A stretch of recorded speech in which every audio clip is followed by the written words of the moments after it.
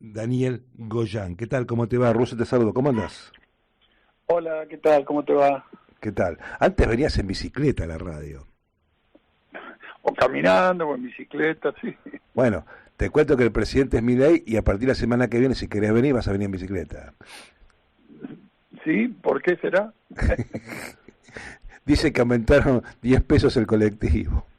No. Sí, la verdad que cuesta, a veces que tomarse las cosas con la menos carga de angustia posible porque hay que seguir viviendo, pero la verdad que los trabajadores nomás del Congreso, la primera referencia que uno tiene cuando llega a trabajar, de chicos que vienen de lejos, que pagan colectivos, Ujú. alguno que viene del Gran La Plata, y bueno, y la verdad que 6.000 pesos por día le está saliendo para ir Claro. a trabajar. Y cuando vos ves la remuneración de él, obviamente se le va la mitad del sueldo en viáticos. Mm. Ahora, Daniel, sí. Y como esto, bueno, miles y cientos de miles de casos. Te pregunto, ya no como político, sino como médico. Vos tenés una persona hoy promedio, en la Argentina gana 150.000 pesos o 156.000 pesos sueldo mínimo, le va mal, obviamente, con todos los aumentos que tiene, ¿sí? Le alcanza la plata a duras penas para comprar alimentos que en su mayoría los que venden en el supermercado son cancerígenos, ¿sí? Le va mal, el poder le ataca al intestino y le ataca al bolsillo, ¿sí? Y tiene una actitud, obviamente, la mayoría del pueblo, actitud negativa porque todo está mal, ¿sí? ¿Cómo podés solucionar esto si hay solución? No, claro que hay solución. La solución, lo primero que hay que decir, que no es mágica y se alcanza en un solo día, pero es los rumbos que van tomando los pueblos de acuerdo a lo que se va eligiendo como quienes van a dirigir sus destinos. Y hoy por hoy, en el mundo entero, uno no elige el gobierno ideal, uno elige entre opciones mejores o peores y más peores, por decirlo de alguna manera. Sí. Y lo que sí llama la atención es que esto que se llama este proceso de derechización que hay en el mundo de los pueblos, que si bien puede haber una cuestión objetiva que es así, hay que ver también qué respuestas le dieron los gobiernos populares o progresistas o como le quieran llamar, o qué respuestas no les dieron para que se, se pueda llegar a que la Argentina gobierne una persona como Milei, digamos, Ujú. porque no es solamente un tipo, una persona eh, anarcocapitalista, como él se define, que curiosamente dice que hay que destruir el Estado, que él mismo preside, ¿no? Que cobra sueldo del Este, Estado.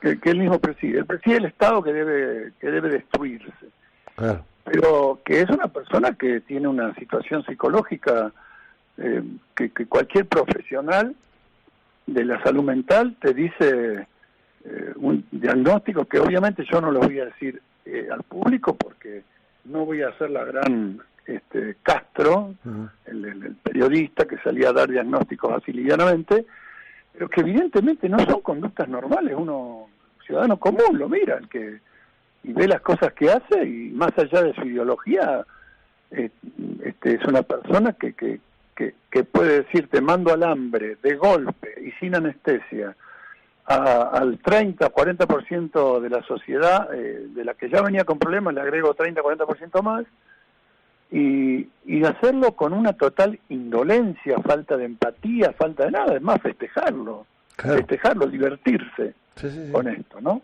Sí, sí, sí. Hola, Goyan, Matías, te saluda, Matías Benítez. Preguntarte un poco si identificás algún momento, cuándo fue que se rompió esta conexión entre la dirigencia peronista y el campo nacional y popular, la sociedad argentina, la gente, el pueblo argentino, que como bien decís, terminó eligiendo mayoritariamente en un balotaje a Javier Milei, ¿no? Sí, hay una cuestión estructural de fondo que te diría se remite en lo que es el movimiento peronista, por lo menos, al año 52, en mi forma de ver, después del fallecimiento de Eva Perón, básicamente, el movimiento como comunidad organizada que sostiene el poder real del pueblo empieza a perder terreno ante el partido, ¿no? Y ahí se va instalando una concepción de partidocracia liberal dentro del peronismo, en donde lo del movimiento se va transformando cada vez en una masa muy, muy dispersa de organizaciones, de agrupamientos, de sindicatos, muy rica en diversidad, que no deja de ser muy rica, pero sin conducción intermedia. Entonces, el peronismo llega a ser, después de Menem, lo que era, sin conducción, sin nada, y luego surge Néstor y Cristina, que nos dan 12 años y medio de gobierno, 12 años y medio en los que, en mi vida, yo tengo 68, es el único periodo histórico en donde un gobierno te deja mucho mejor cuando se va que cuando entró, ¿no? Siendo que faltaban montones de cosas, nadie lo niega, pero digo, en mi vida yo siempre vivía gobiernos que te dejaban peor que el anterior, desde que nací. Y ahora vivimos ese proceso. Ahora, aún así, con esos liderazgos tan fuertes y de líderes realmente de una estadistas y con una formación de cuadros políticos muy impresionante, nunca se llegó a conformar de nuevo la idea de tener una estructura mucho más fuerte entre los liderazgos y el conjunto de toda esa diversidad que existe. Y entonces prevalecen en esa diversidad más las luchas intestinas, las disputas por los cargos, las disputas por las elecciones, etcétera, prevalecen más que en una organización estable que, además de dar las grandes batallas cuando hay que dar, cuando son las batallas nodales, necesitamos tener 1 millón de gente en la calle, es a darlas todas juntas para después poder cada uno ganar sus batallas sectoriales y tener a su vez hoy en día un aparato comunicacional popular, redes sociales pero asentadas en el pueblo, con 50, 60 mil compañeros haciendo redes sociales, en vez de quejarnos de que nos ganan siempre, y nos ganan porque nosotros no nos organizamos, simplemente por eso. Y no nos organizamos porque por algún motivo alguien o algunos no quieren que nos organicemos como movimiento y como comunidad organizada. Y eso creo que es lo que estamos viviendo hoy, un partido que puede tener buenas ideas o malas o mejores o peores, pero es un partido que a su vez sus máximos líderes te dicen, che, cuando ganás el gobierno tenés en realidad el 25% del poder real. La gran pregunta. Y el otro 25% para empardar el poder del otro campo, ¿cómo lo construimos? Que me digan cómo, que alguien me lo explique. Para mí es con comunidad organizada y capacidad de movilización popular y organización popular. Quizá eso ya no va más en la historia. Explíquenmelo, entonces, ¿cómo? Eso es lo que no logramos instalar, porque muchos lo dicen, muchos dicen que debe ser así, pero no se logra instalar como una discusión vital, un debate vital en nuestro campo nacional y popular. ¿Sabes lo que pasa, Daniel? Que vivimos siempre la cuestión del cargo. O sea, yo coincido totalmente con vos, vengo del peronismo también, y me interesa lo que es la comunidad organizada, etcétera, etcétera. Pero yo quiero ahora, le digo al productor, llamame al intendente de Lanús, que es un compañero, llamame a un diputado de la Cámpora, no te atienden. Y lo llamo yo, que no pertenezco al macrismo, no soy de derecha, me conocen, no me atienden hoy y no me atendieron nunca. ¿Se entiende?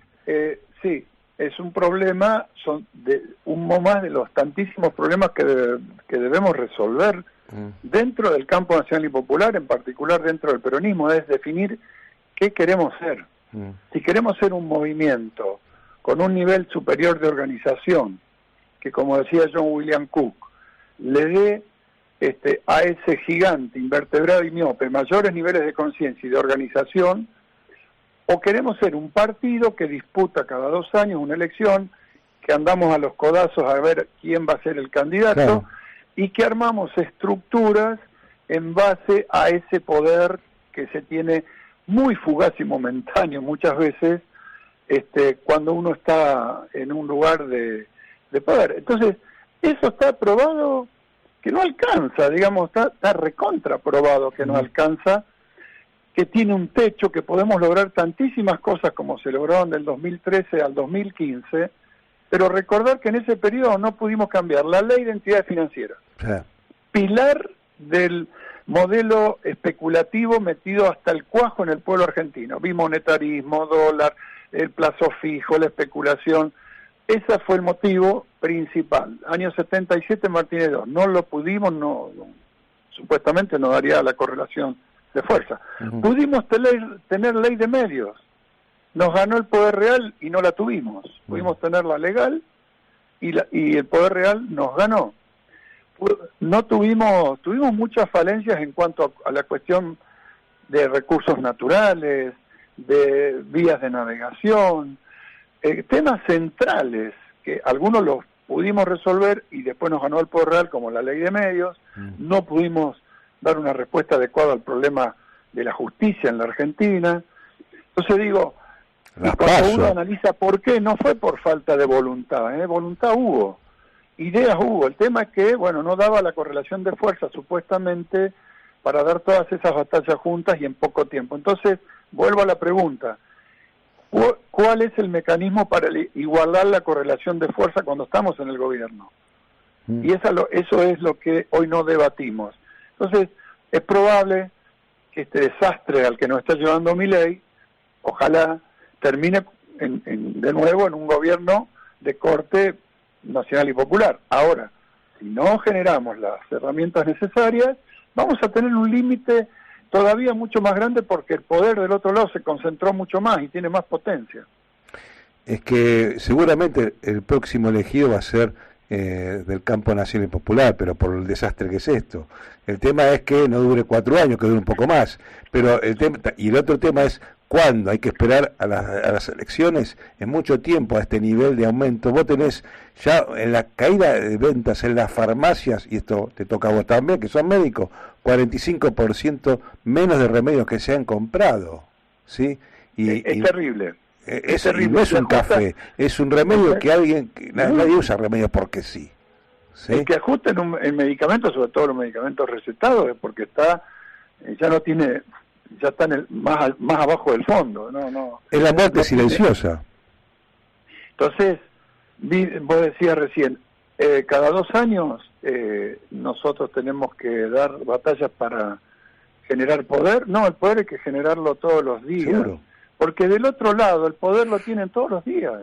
Sí. Entonces, eso es la base de la comunidad organizada y del movimiento. Es decir, vos no sos un espectador pasivo, el pueblo. Yo no estoy hablando del pueblo, estoy hablando de 2-3 millones de personas organizadas, no de 47. Sí. Nuestro movimiento solía tener 6 millones de afiliados. Sí. Ahora, hoy no tenemos partido, no tenemos nada. Es decir, un presidente del Partido Justicialista a nivel nacional que no sabemos ni por dónde anda. No sé. Digamos, es realmente una muestra de debilidad, patética todo lo nuestro. Entonces, si no tomamos esto y estamos esperando un líder salvador que nos venga a rescatar o una sola figura, quiero avisar que con eso no alcanza. Es que estamos en el preperonismo, hay que ir a buscar a Perón. Exactamente, y en realidad, fíjate que los líderes son líderes, pero tienen tiempos hasta biológicos, claramente.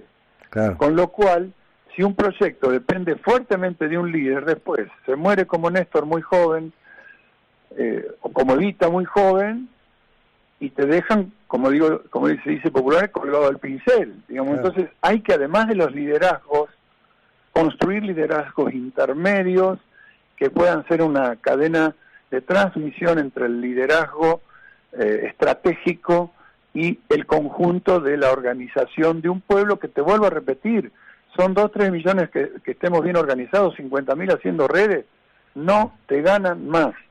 Cada vez que haya un conflicto, 1 millón de personas a la calle, de las batallas nodales que hay que dar, y eso define la política argentina. En paz, gandiano, pero eso define la política.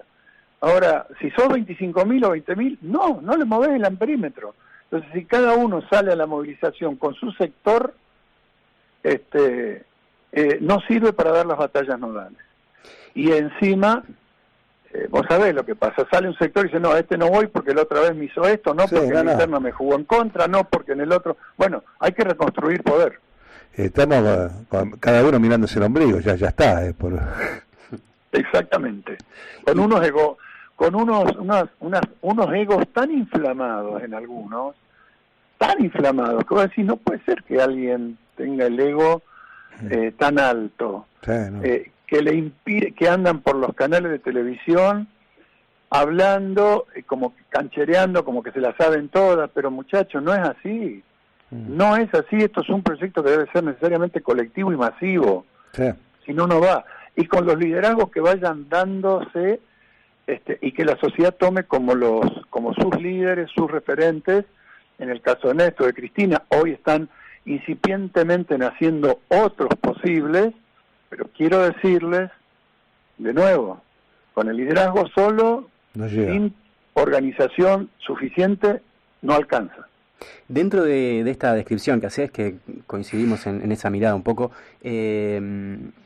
¿hay alguna persona por ahí que por ahí tenga cosas positivas para destacar dentro de la disputa de sentido, ¿no?, que se da dentro del campo nacional y popular? ¿Dirigente, puede ser político, dirigente social o de algún otro lugar que vos observes? Mira, yo no quiero dar nombres porque están en la piel y de muchos, no solamente de la ciudad de Buenos Aires, de la provincia, sino de todo el país, que ponen la mirada, y eso lo marcan las encuestas o los relevamientos de opinión pública, cómo van mejorando la imagen de algunos candidatos, dirigentes que se distinguen más. Ahora, fíjate vos qué notable, la CGT lanzó una movilización y la imagen de la CGT, que estaba por debajo del 30, sube al 37. ¿No? La imagen de Cristina hoy ya está, según algunos sondeos, en 40, cuando llegó a estar en 33, 32. El que mejor imagen le dan hoy de imagen dentro del campo nacional y popular es Axel. Como imagen hablo, esto después una elección es otra cosa, está emparentada pero no es lineal. Hay dirigentes que a nivel, como ejemplo, Grabois, bueno, sacó un 5 o 6% de los votos y es un dirigente con el cual uno puede tener muchas diferencias no en lo conceptual, sino en ciertas metodologías, pero es un dirigente que está ahí, que es interesante, y su grupo político tiene dirigentes muy interesantes, Itaí Hagman, muchos dirigentes jóvenes que van saliendo hoy a la luz y que hay que darles, por otro lado, lugar, no hay que obturarlo. Pero vuelvo a repetir, te nombré 4 o 5, te puedo nombrar 5 o 10 más, que yo, de lo que te quiero decir. Si no es con una concepción movimentista fuerte, con el partido solo llegando al gobierno, por más decisión política que se tenga, si no hay poder suficiente, no podés hacer las transformaciones de fondo y sobre todo no vamos a poder ir a rescatar el 50-50 en la distribución de la riqueza, que hoy está 65-35, más o menos. 50-50 era el gobierno de Isabel, hasta el gobierno de Isabel llegamos. ¿Qué te iba a decir? La última, para ir cerrando, Daniel, y agradeciéndote tu presencia acá en estos micrófonos. Hoy se conoció un documento de 33 páginas de Cristina Fernández, que obviamente en parte critica a Milei y también no coincide con un video que había mandado Navarro, con supuestas declaraciones de Cristina que realmente no fueron, con lo cual uno ya desconfía también de Navarro. Pero sí. yo creo que yo nunca creí que Cristina pudiera pensar eso que dijo Navarro. Realmente sí es interesante, y esto creo que hay muchos compañeros que lo estamos planteando en el marco de cómo reorganizamos un movimiento político fuerte y poderoso, cómo salimos de la zona de confort. Sí. Es muy importante, yo te diría vital, empezar también a abordar algunas cuestiones autocríticamente de cosas que damos por verdades eternas. Y no existe en política lo eterno nunca, existen principios. Sí. Y digo, tenemos que empezar a ver, yo te digo, la verdad, yo sé que a muchos les molesta hablar de esto, pero yo he sido director de un hospital, conozco lo que pasa en el sector de la educación, y yo no me quiero pelear con nadie, pero digo, no se puede tener un ausentismo en el Estado, entre quienes decimos que defendemos al Estado, un ausentismo de los niveles que tenemos en educación, un ausentismo de los niveles que tenemos en los hospitales públicos. En la policía. Digo, si vos... cuando Scioli ganó la gobernación de la provincia de Buenos Aires la primera vez, sí, dio un aumento, duplicó el salario no recuerdo si de todos los trabajadores de la salud, pero de los médicos seguro. Nos duplicó. Entonces los médicos que iban 2 horas al hospital, o 3 como mucho, fuimos y le dijimos, che, bueno, ahora suponemos que si el argumento era que cobraban poco, ahora con el doble van a trabajar el doble de horas, porque la verdad que lo que ganan por 2 horas de laburo por día es muchísimo. Es poco por 8 horas, pero era mucho por 2 horas. Y prácticamente nadie duplicó ni fue más tiempo. Digo, tenemos que empezar a discutir estas cosas, porque si no decimos que defendemos el Estado, pero tenemos estas falencias que después usa la derecha para decir, ¿vieron? Esto no funciona. Bueno, hay que discutir todas estas cosas y si están mal hay que corregirlas. Hay que corregirlas. Daniel, te cuento algo. En enero, en diciembre del año pasado, policía de la provincia de Buenos Aires, de 90.000 policías, 45.000 tenían carpeta médica. Y vos sabés que carpeta médica puede ser que esté enfermo o puede ser que se va de ocasiones o no sé qué cosa. No justifica que está enfermo. Y el mismo que tiene carpeta médica está haciendo custodias privadas. Por eso. Mismo médico que tiene carpeta médica en el hospital está trabajando en el privado. Por eso. No está enfermo para el privado y está enfermo para el hospital. Enfermero, médico, cualquier trabajador de la salud. Sí. Entonces digo, estas son las cosas que nosotros tenemos que discutir. La consigna, que hoy lo dice Cristina, lo vengo discutiendo hace mucho tiempo, la consigna del Estado presente no alcanza, no es el Estado presente, es el Estado presente y comunidad organizada, no es el Estado solo, porque aquel vecino que tiene los pastos del yuyo, te doy un ejemplo tonto, de la vereda de su casa alta, y dice, no, que venga la municipalidad a cortarlo.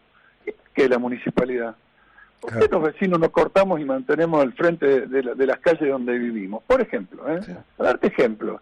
Digo, esto es conciencia ciudadana y no esperar que todo me lo haga el Estado.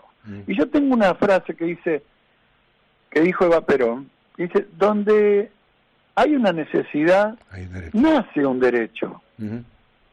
Nace, pero el derecho después hay que construirlo, porque si no tenés los recursos para hacerlo, vas a tener que empezar a pensar en priorizar quién primero y quién después hasta que todos lo tengan.